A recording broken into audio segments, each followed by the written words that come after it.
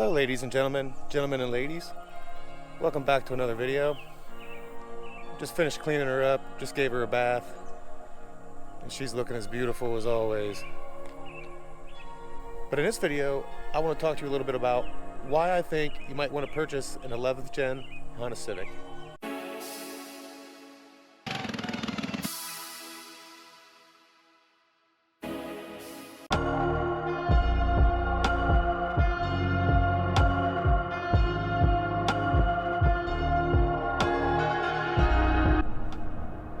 Yeah, there's a lot of reasons why you can buy a Honda Civic, but in reality is, the title of the video should say, why shouldn't you buy a Honda? And in reality is, why shouldn't you?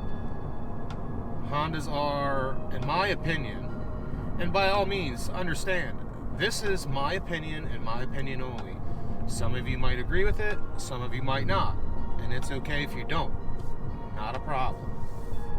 Is this car worth the $24,095 plus taxes, plus the service plan, plus the gap insurance? Was this car worth the $25,000 that I spent? Yes, it was.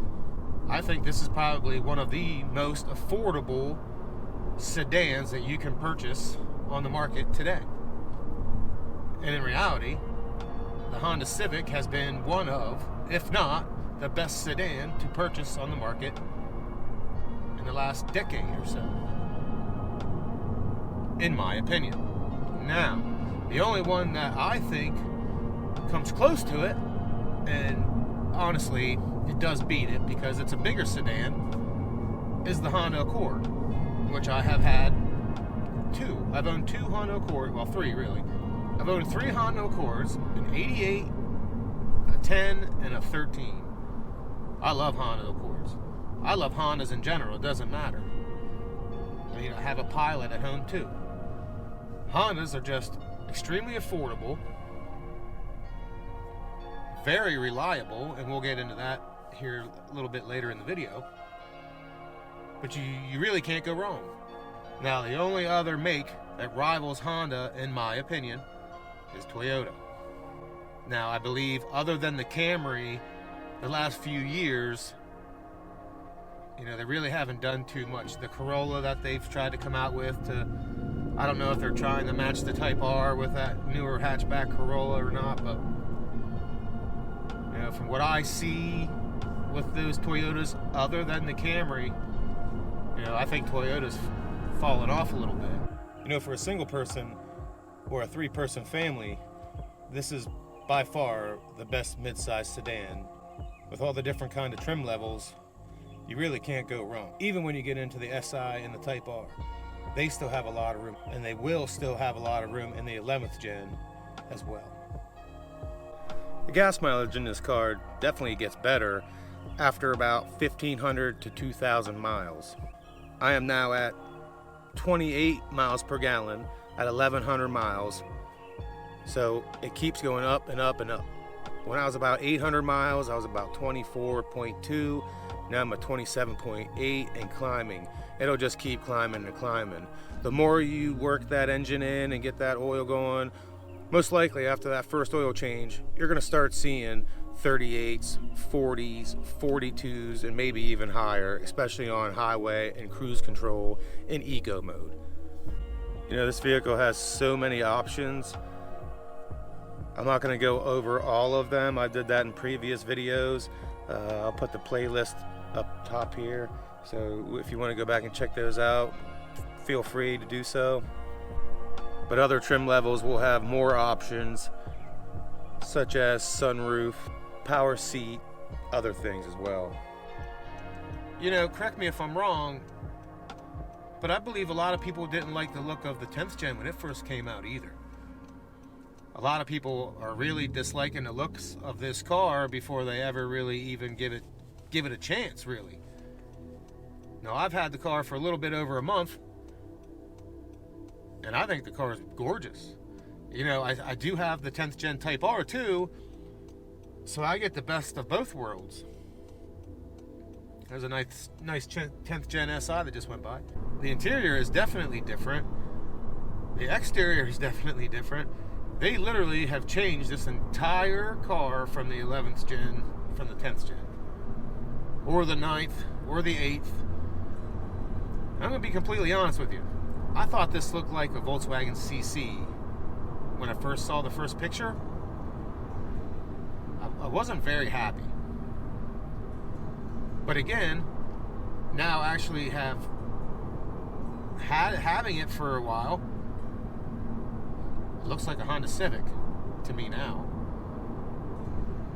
Just a different style. And I'm sure it will grow on all of you as well, if you don't already like it.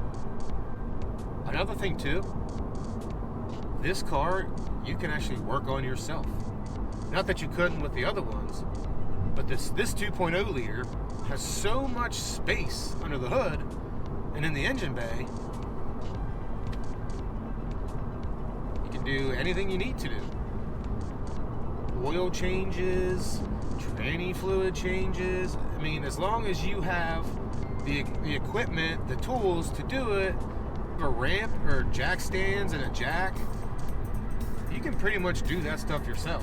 You know, a jack you already have in the car, most likely.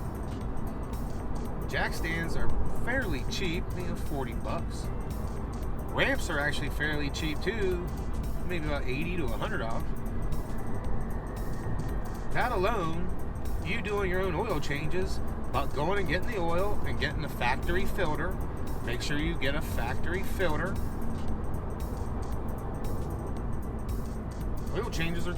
Oil changes will be extremely cheap for you. Replacing the cabin filters and all those other little filters. Don't spend $400 or $500 at the dealership getting that done. Go buy the stuff at an Advanced Auto or an AutoZone or a parts store or an O'Reilly's or whatever, and do it yourself. You're going to pay $400 to $500 when you could just go buy the parts for $150, $200 and do it yourself. You can probably do it yourself in 2 hours. You know, these cars are affordable and very easy to maintain yourself. As long as you are a little bit mechanically inclined, you should not have a problem being able to do an oil change, doing the tranny fluid. Now, you can't flush it, obviously, but you can at least replace it. You know, doing your brakes, all that stuff you can do yourself. You want a 4-door sedan? Get a 4-door sedan. You want a 5-door hatchback? Get a 5-door hatchback. Not sure if they're coming out with a 2-door coupe or not. I don't believe they are. I think they will all be 4-door. The SI will be coming out. That will be a 4-door. And the Type R will be a 5-door hatchback.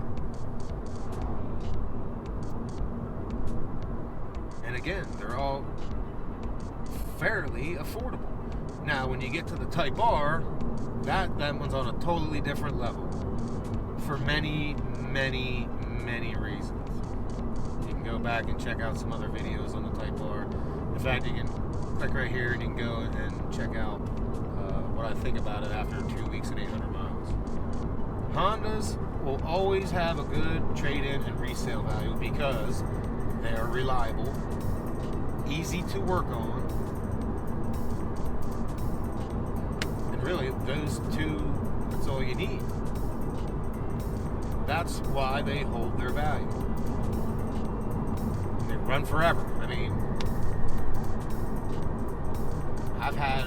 I had a 96 DX hatchback Civic that I myself put 320 some thousand miles on, that I'm pretty sure is still on the road today. I mean, the reliability of a Honda, you can't go wrong with one. That's why I always will buy one. I will always have one. Probably will never buy anything else unless it's like a sports car or something like that, because even SUVs, I'm going Honda. I already have a Pilot, and it's not that I don't like other makes and models. I do, But for the bang for the buck, Honda's the way to go. I hope this video helped you if you're looking to purchase an 11th gen Civic. Doesn't matter what trim you're gonna pick, you'll love the car, I have no doubt.